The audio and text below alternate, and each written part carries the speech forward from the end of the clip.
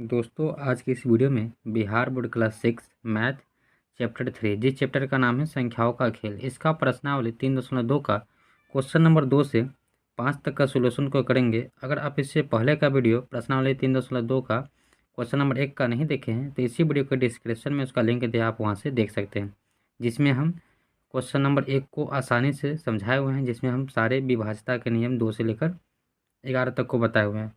तो अगर आप उस वीडियो को देख लेते हैं तो ये आपको आसानी से समझ में आएगा। तो चलिए हम वीडियो को स्टार्ट करते हैं। क्वेश्चन नंबर 2, विभाज्यता की जांच के नियमों के प्रयोग द्वारा ज्ञात करें कि निम्नलिखित संख्याओं में कौन कौन सी संख्या जो है 2 से 3 से 5 से और 9 से विभाजित है। आइए इसको सॉल्व करते हैं। 2 का 1 है 126, तो इसमें हमको बताना है कि 126 2 से विभाजित है या नहीं। तो अगर आप विभाज्यता का नियम जानते हैं कि 2 का विभाज्यता का नियम क्या कहता है कि यदि संख्या का इकाई का अंक 2 हो या 4 हो या 6 हो या 8 हो या 0 हो रहता है तो वह 2 से विभाजित हो जाता है। तो आप देख रहे हैं कि इसका 126 का इकाई का अंक क्या है, 6 है, तो 6 2 से विभाजित होगा, तो इसमें टिक कर देंगे। उसके बाद 672 है, तो 672 में इकाई का अंक क्या है, 2 है, तो इकाई का अंक यानी 2 है, ये भी 2 से क्या होगा, विभाज्य होगा, तो इसको टिक कर देंगे। हमको जांच के बताना था, तो आपको हम विभाज्यता के नियम के द्वारा बता ही दिए कि विभाजित है या नहीं। रूल पढ़िएगा तो आपको समझ में आ जाएगा, इसलिए बोले हैं कि आप अगर प्रश्नावली 3.2 का वीडियो नहीं देखे हैं जिसमें क्वेश्चन नंबर 1 को सॉल्व करा है, तो आप डिस्क्रिप्शन में उसका लिंक दिया है, आप वहाँ से देख सकते हैं, तो आपको ये आसानी से समझ में आ जाएगा। उसके बाद है 990, तो 990 में देखिए इकाई का अंक क्या है, 0 है, तो 0 है यानी ये 2 से विभाजित हो जाएगा। विभाज्यता का 2 से विभाज्यता का नियम क्या कहता है कि जिस संख्या के अंत में 0 हो, 2 हो, 4 हो, 6 हो, 8 हो अगर रहता है उसका इकाई का अंक, तो वो 2 से विभाजित हो जाता है। देखिए ये 2050 है, तो 2050 के इकाई का अंक क्या है, 0 है, ये भी 2 से विभाजित हो जाएगा, इसको टिक कर देंगे। 6 है, तो 6 भी 2 से विभाजित होगा। 9, उसके बाद 4,06,839 जो है ये 2 से विभाजित नहीं होगा। क्यों नहीं होगा, क्योंकि इसका इकाई का अंक क्या है, 9 है, तो इकाई का अंक अगर 9 रहता है तो 2 से विभाजित नहीं होगा, तो यहाँ पे क्रॉस कर देंगे। अब हमको देखना है कि 3 से विभाज्य है या नहीं, जांच के नियम के द्वारा देखना है। तो देखिए 3 से विभाज्यता का नियम क्या कहता है कि इन संख्याओं का योग करने पर अगर उसका योगफल 3 से विभाजित हो जाता है तो ये पूरा संख्या भी 3 से विभाजित हो जाएगा। तो देखिए ये 6 है, ये 2 है, तो 6 2 8 होता है, 8 1 9 होता है, तो जोड़िएगा तो 9 होगा, तो 9 3 से विभाजित होगा, यानी ये पूरा संख्या भी 3 से विभाजित होगा, तो यहाँ पे टिक कर देंगे। उसके बाद इसको योग कीजिए, 7 6 13 और 13 2 15, तो 15 जो है 3 से विभाजित होता है, यानी पूरा 672 भी 3 से विभाजित होगा, तो इसको भी टिक कर देंगे। उसके बाद देखिए 990 है, तो 990 3 से विभाजित होगा नहीं, तो क्या बोला है 3 से विभाज्यता का नियम क्या कहता है, सभी को जोड़ देने के लिए, जोड़ कर जो आएगा उस संख्या का 3 से विभाजित होगा, तो पूरा संख्या भी 3 से विभाजित हो जाएगा। इसको जोड़िएगा तो 9 9 18, 18 में 0 जोड़िएगा तो 18 आएगा, 18 3 से विभाजित होता है, यानी पूरा संख्या भी 3 से विभाजित हो जाएगा। उसके बाद है 2050 है, तो इसको जब जोड़िएगा 2 और 5 जोड़िएगा तो 7, 7 में 0 जोड़िएगा तो 7 होगा, तो 7 तो 3 से विभाजित नहीं होता है, तो यानी पूरा संख्या भी 3 से विभाजित नहीं होगा। उसके बाद है 2856, इसको जोड़िएगा, 8 तो 10, 10 5 15 होता है, 15 6 21 होता है, तो 21 3 से विभाजित होता है, यानी पूरा संख्या भी 3 से विभाजित होगा, तो इसको टिक कर देंगे। उसके बाद है 4,06,839, जब इसको जोड़िएगा 6 4 10, 10 8 आपका 18 होगा, 18 3 21 है, 21 और 9 जोड़िएगा तो 30 आएगा, तो 30 जो है 3 से विभाजित होगा, यानी पूरा संख्या भी 3 से विभाजित हो जाएगा। तो ये तो 3 से हम जाँच कर लिए। अब जानेंगे 5 से कौन कौन सी संख्या विभाजित है। तो देखिए 5 से विभाज्यता का नियम क्या कहता है कि जिन संख्याओं के अंत में, यानी जिन संख्याओं का इकाई का अंक 0 हो या 5 हो अगर रहता है, तो वह संख्या 5 से पूर्णतः विभाजित हो जाएगी। तो इसका इकाई का अंक क्या है, 6 है, 0 तो है नहीं और नहीं 5 है, तो क्या 126 5 से विभाजित होगा, तो नहीं, यहाँ पे क्रॉस कर देंगे या नहीं भी लिख सकते हैं। उसके बाद देखिए 672 का इकाई का अंक 2 है, तो ये भी नहीं होगा, क्रॉस कर देंगे। यहाँ पे देखिए इकाई का अंक क्या है, जीरो है तो जीरो रहेगा तो ये हो जाएगा 5 से विभाजित। यहाँ पे देखिए 2050 का इकाई का अंक जीरो है तो ये भी 5 से विभाजित हो जाएगा। टिक कर देंगे। यहाँ पे इकाई का अंक क्या है 6 है तो ये नहीं होगा तो यहाँ पे क्रॉस कर देंगे। यहाँ पे देखिए इकाई का अंक 9 है, ये भी नहीं होगा तो यहाँ पे क्रॉस कर देंगे। अब 9 से देखेंगे कि कौन कौन सी संख्या विभाजित है। तो 9 का विभाज्यता का नियम क्या कहता है कि जो संख्या दिया है उस संख्याओं का योग कर दीजिए। अगर वह संख्या 9 से पूर्णतः विभाजित हो जाता है तो पूरा संख्या भी 9 से पूर्णतः विभाजित हो जाएगी। तो यहाँ पे देखिए 126 दिया है तो 126 का योग कीजिएगा तो 2 1 3 और 6 9 हो जाएगा। 6 3 9 होता है तो 9 से 9 तो विभाजित हो जाएगा, यानी पूरा संख्या भी 9 से विभाजित हो जाएगा। तो इसको क्या करेंगे टिक कर देंगे। उसके बाद है 672। तो जब इसको योग कीजिएगा 7 7 6 13 13 2 15 होता है। 15 तो 9 से नहीं कटता है, यानी ये पूरा संख्या भी 9 से विभाजित नहीं होगा। तो यहाँ पे क्या करेंगे क्रॉस कर देंगे। उसके बाद है 990। तो जब इसका योग कीजिएगा तो 9 9 18 18 में जीरो 18 में जीरो जोड़िएगा तो 18 आएगा। तो 18 तो 9 से विभाजित होता है, यानी पूरा संख्या भी 9 से विभाजित होगा तो सही हो जाएगा। उसके बाद है 2050 है। तो जब इसको योग कीजिएगा तो 7 आएगा, 7 में जीरो जोड़िएगा तो 7 होता है। तो 7 9 से तो विभाजित नहीं होगा, यानी पूरा संख्या भी 9 से विभाजित नहीं होगा तो यहाँ पे क्रॉस कर देंगे।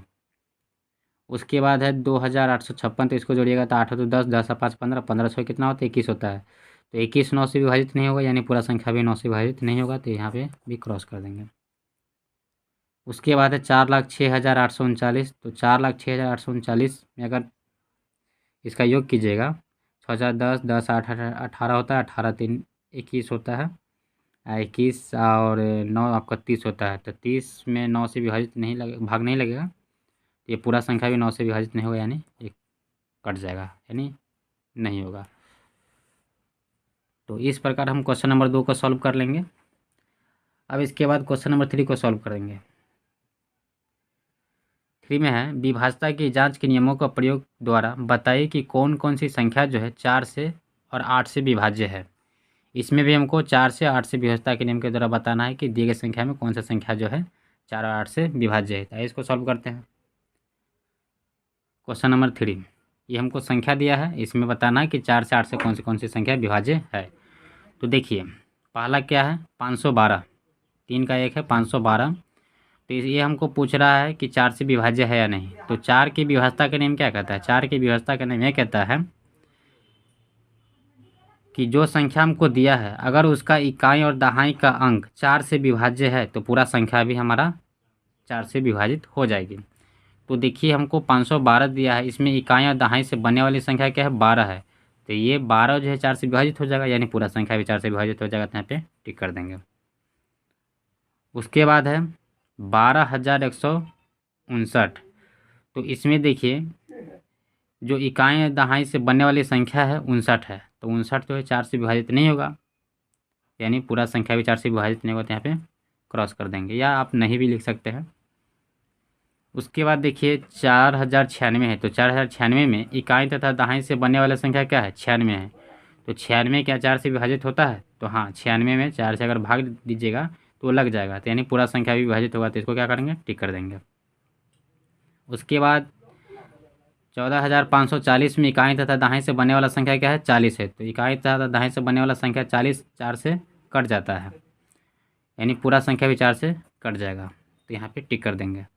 उसके बाद देखिए 21,084 में इकाई तथा दहाई से बनने वाला जो संख्या है 84 है। तो 84 जो है 4 से कट जाता है, 12 सौ 84 12 बार में कटता है, यानी ये अगर कट जाता है इकाई तथा दहाई का अंक तो पूरा संख्या भी 4 से कट जाएगा। तो भी क्या हो जाएगा सही हो जाएगा, यानी टिक कर देंगे।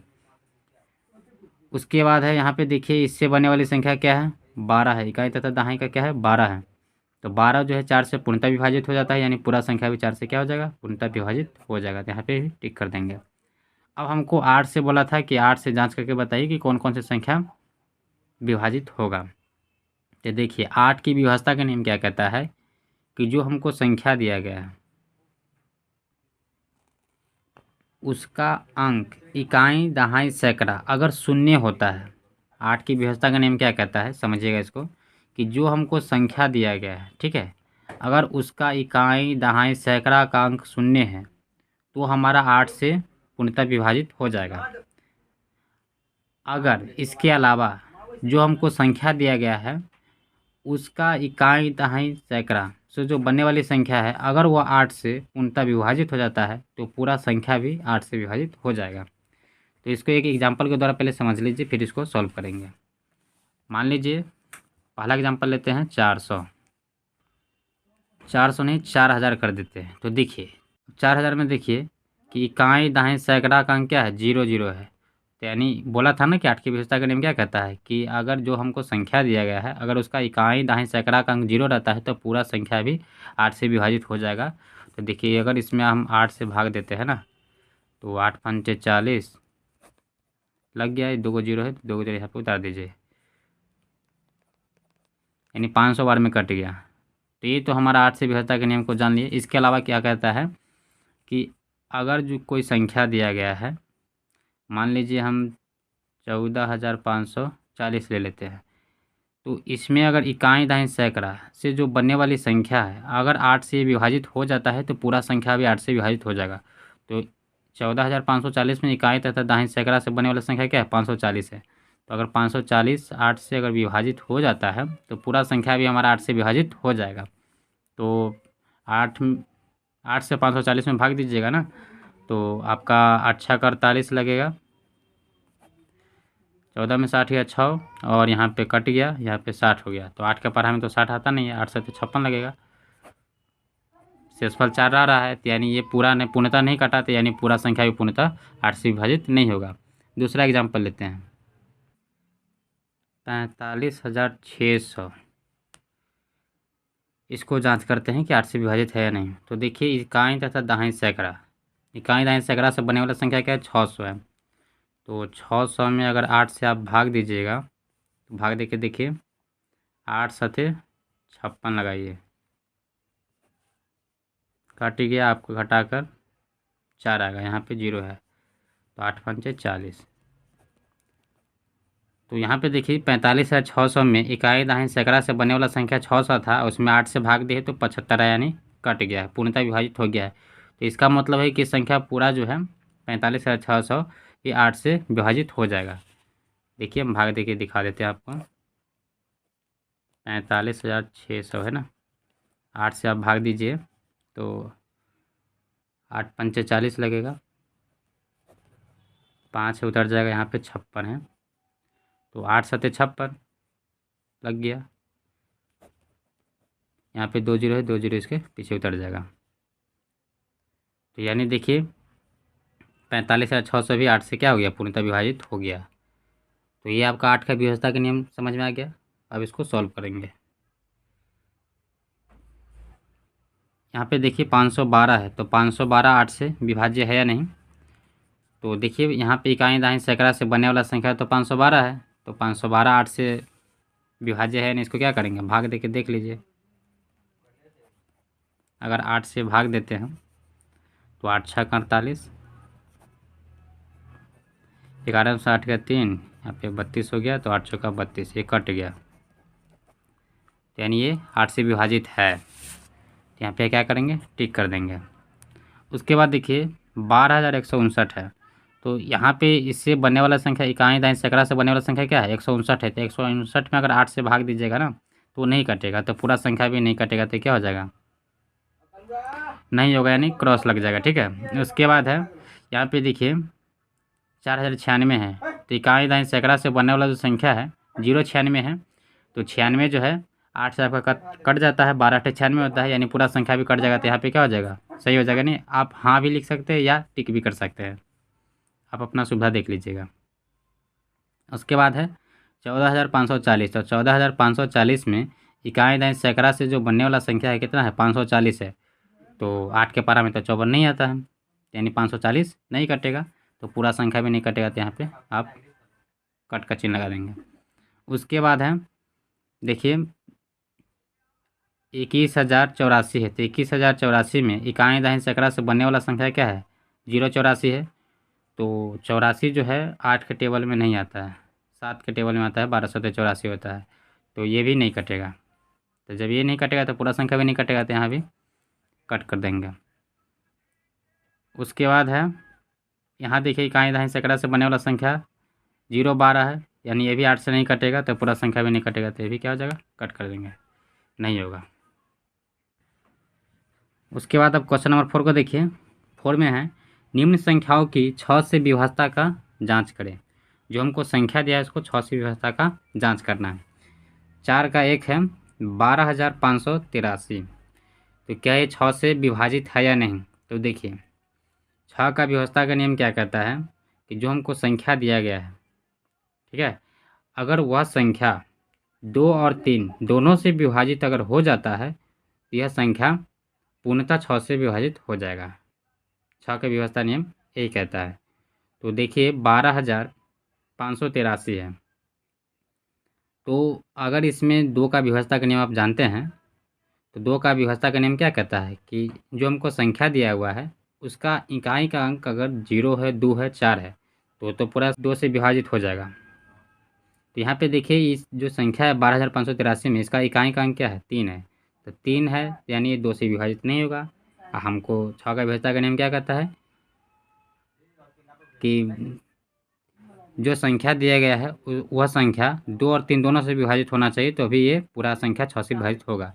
ये तो 2 से नहीं कटा, यानी ये 6 से विभाजित नहीं होगा, दोनों से कटना चाहिए। देखिए 2 से क्यों नहीं कटा, क्योंकि इसका इकाई का अंक क्या है, 3 है, तो 3 रहेगा, तो यानी ये 2 से नहीं कटेगा, तो ये 6 से भी नहीं कटेगा। तो इसका आंसर क्या हो जाएगा, नहीं। हम आपको समझा दिए, उम्मीद है कि आपको समझ में आ गया होगा। 4 का 2 है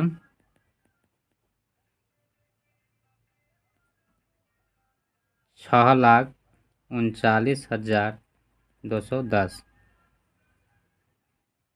तो इसको देखिए क्या 6 से विभाजित है या नहीं। तो यहाँ पे देखिए इसमें जो इकाई का अंक है 0 है, तो 0 है, इसका मतलब क्या है कि यह संख्या 2 से विभाजित है, ठीक है।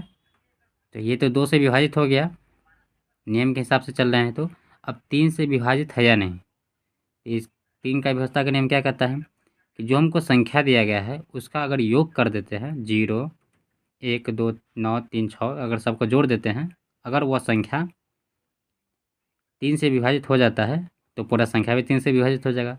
तो यहाँ पे देखिए 6 3 9, 9 6 15, 15 2 17, 17 1 18, 18 में 0 जोड़िएगा तो 18 ही आएगा। तो ये भी 18 3 से विभाजित हो रहा है, 3 छक 18 होता है।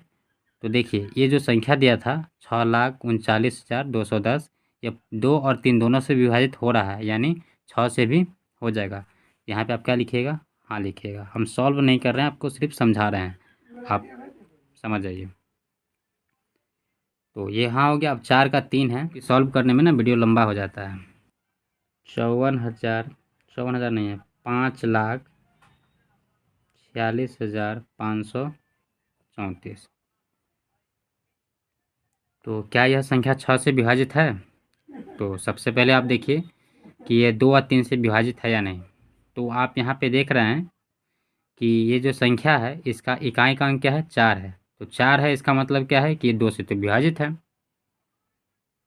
अब 3 से विभाजित है या नहीं वो देखिए। तो 3 से विभाज्यता का नियम आपको हम बता चुके हैं, सबको जोड़ दीजिए, 5 4 9, 9 6 15, 15 5 आपका 20 हो गया, 20 और 3 23 और 4 27, यानी 27 3 से कटता है 9 बार में।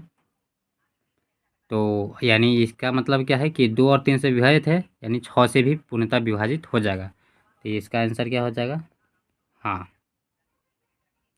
समझ में आ गया होगा। तो इस प्रकार हम क्वेश्चन नंबर 4 को सॉल्व कर लेंगे। अब हम क्वेश्चन नंबर 5 को सॉल्व करेंगे। क्वेश्चन नंबर 5 में है, निम्न में कौन सा कथन सत्य है। 5 का 1 है, यदि कोई संख्या 3 से विभाज्य है तो वह 9 से भी विभाज्य होगी। तो देखिए इसको समझिएगा, क्वेश्चन में क्या बोला है कि मान लीजिए कोई संख्या दिया है, अगर वह 3 से विभाज्य है तो क्या वह 9 से विभाज्य होगी। तो ये नहीं होगी। क्यों नहीं होगी, तो एक एग्जाम्पल के द्वारा समझिए। इसका आंसर क्या हो गया, असत्य हो गया। मान लीजिए एक संख्या है 123, तो 123 जो है 3 से विभाजित है या नहीं, तो इसको क्या करेंगे, योग कर देंगे, 1 2 3, कितना आया 3 2 5 1 6, यानी 6 से 6 जो है 3 से कट रहा है, यानी पूरा संख्या भी कट जाएगा। तो ये 123 जो 3 से विभाजित है, क्या ये 9 से विभाजित है या नहीं? तो देखिए पहले काट दीजिए, 2 बार में कट रहा है, यानी 123 भी 3 से कट जाएगा। तो 123 क्या 9 से विभाजित है? सॉरी, तो देखिए 9 का विभाज्यता का नियम क्या कहता है? जो संख्या दिया उसको जोड़ दीजिए, 3 2 5 5 1 6, तो 6 आ रहा है, तो 6 तो 9 से विभाजित होगा या नहीं, तो यानी पूरा संख्या भी 9 से नहीं कटेगा, तो ये क्या हो जाएगा? असत्य हो जाएगा। 5 का 2 है, यदि कोई संख्या 9 से विभाज्य है तो वह 3 से विभाज्य होगी। तो देखिए क्वेश्चन क्या कर रहा है कि अब मान लीजिए कोई संख्या है जो 9 से विभाजित है तो 3 से विभाजित होगा। तो हाँ, जो संख्या 9 से विभाजित है वह 3 से विभाजित हो जाएगा, ये सत्य हो जाएगा, 2 का सत्य होगा। अब कैसे होगा इसको समझिए। 3,33,333 एक संख्या ले लिए, तो ये 3 से विभाजित है, क्यों है? तो आपको पता है 3 का विभाज्यता का नियम क्या होता है कि जो संख्या दिया रहता है उसको क्या करते हैं? जोड़ देते हैं। अगर ये संख्या पूरा 3 से विभाजित है तो पूरा संख्या भी 3 से विभाजित हो जाएगा। तो जोड़ के 18 आया था, 18 जो है आपको पता है 3 से कट जाता है, यानी पूरा संख्या भी 3 से विभाजित हो गया, है ना? क्या ये 9 से विभाजित है? तो देखिए 9 का विभाज्यता का नियम क्या कहता है कि जो संख्या दिया रहता है, ठीक है, उसको योग कर दीजिए। अगर वह संख्या 9 से विभाजित है तो पूरा संख्या भी 9 से विभाजित हो जाएगा। तो जो हमको संख्या दिया था इसका योग कर दिए, तो 18 आया। तो 18 क्या 9 से विभाजित है? तो हाँ, 18 जो है 9 से विभाजित है, इसका मतलब है कि अब संख्या भी 9 से विभाजित हो जाएगा। तो यहाँ पे देखिए जो संख्या 9 से विभाजित हो रहा था वह 3 से भी विभाजित हो रहा है, तो ये क्या हो जाएगा? सत्य हो जाएगा। 5 का 3 है, सभी संख्या जो 18 से विभाज्य होती है वह 3 और 6 दोनों से विभाज्य होगी। तो देखिए जितनी भी संख्या है जो 18 से विभाजित होता है वह 3 और 6 दोनों से विभाजित होगा, क्योंकि 18 का गुणनखंड क्या होता है? 3 और 6 होता है, ये सत्य हो जाएगा। यहाँ पे लिख देंगे सत्य। अगर एग्जाम्पल के तौर पे देखिएगा तो मान लीजिए 144 को ले लेते हैं, तो 144 3 से विभाजित हो जाएगा, क्योंकि जोड़िएगा तो 4 4 8 हो गया, 8 1 9, तो 9 आ गया, यानी 9 3 से कट रहा है, यानी पूरा संख्या भी 3 से कट जाएगा। 6 से विभाज्यता का नियम क्या कहता है? तो 6 का विभाज्यता का नियम ये कहता है कि 3 से तो विभाजित हो गया, अब 6 का देखेंगे तो आपको जो संख्या दिया है अगर वो संख्या 2 और 3 दोनों से विभाजित है तो पूरा संख्या 6 से विभाजित हो जाएगा। तो जो हमको संख्या दिया है क्या है? 144 है, क्या है? 4 है, तो 4 क्या 2 से कट रहा है? तो हाँ, 4 जो है 2 से कट रहा है। 3 से कटेगा कि नहीं? तो 3 से अभी बतावे कि है कि कट जाएगा, 4 4 8 है, 1 9, 9 जो है 3 से कट रहा है, यानी पूरा संख्या भी 3 से कटेगा। तो 2 3 से कट रहा है, यानी 6 से भी कटेगा, तो 6 से कट रहा है और 3 से भी कट रहा है, यानी जो संख्या 18 से विभाज्य होती है वह संख्या 3 और 6 दोनों से होगा, इसलिए क्या हो जाएगा? सत्य हो जाएगा। उसके बाद देखिए 5 का 4 क्या है? सभी संख्याएं जो 8 से विभाज्य है वह 4 से विभाज्य होती है। तो हाँ, ये सत्य है। देखिए जितनी भी संख्या है जो 8 से विभाजित होता है वह 4 से भी विभाजित हो जाएगा। क्यों होगा? क्योंकि 8 जो है 4 का ही गुणज है, तो ये सत्य है। यहाँ पे लिख देंगे सत्य।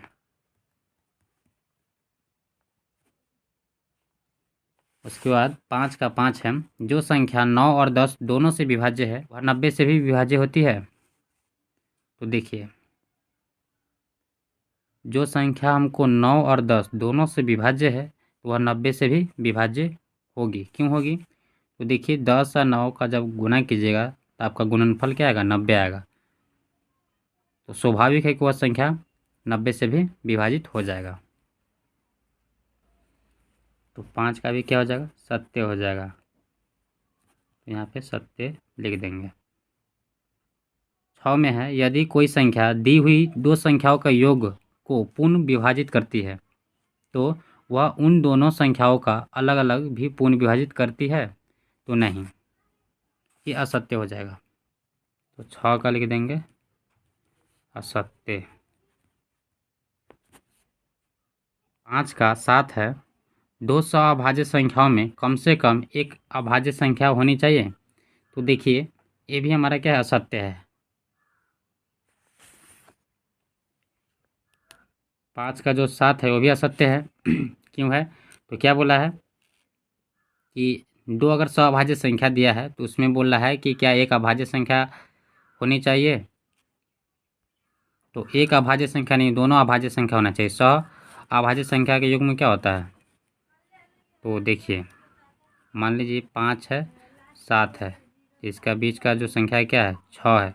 तो 6 क्या है, एक भाज्य संख्या है ना। तो 5 और 7 ये दोनों तो अभाज्य संख्या है, लेकिन क्वेश्चन में क्या बोला है कि दोनों में क्या एक अभाज्य संख्या होना चाहिए। तो नहीं, दोनों का अभाज्य संख्या होना चाहिए, तभी वो हमारा सभाज्य संख्या का युग्म कहलाता है। क्या हो जाएगा, सत्य हो जाएगा। तो आपको तो समझ में आ गया होगा। अब देखते हैं 5 का 8 क्या कहता है। 2 क्रमागत विषम संख्याओं का योग सदैव 4 से विभाज्य होता है। तो 2 क्रमागत विषम संख्याओं का योग 4 से विभाजित होता है नहीं, तो ये भी असत्य है।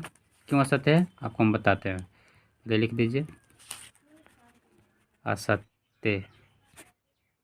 देखिए क्या बोला कि 2 क्रमागत, तो मान लीजिए एक ले लेते हैं, एक क्रमागत संख्या और 2, इनका योग बोला है। तो योग इसका क्या हो जाएगा, 3 आ जाएगा। क्या 3 4 से विभाजित है? तो नहीं है, तो क्या हो जाएगा, असत्य हो जाएगा ना। तो इस प्रकार हम क्वेश्चन नंबर 2 से 5 तक का सॉल्यूशन को कर लेंगे, और इसके अगले वीडियो में हम क्वेश्चन नंबर 6 से 10 तक का सॉल्यूशन को करेंगे।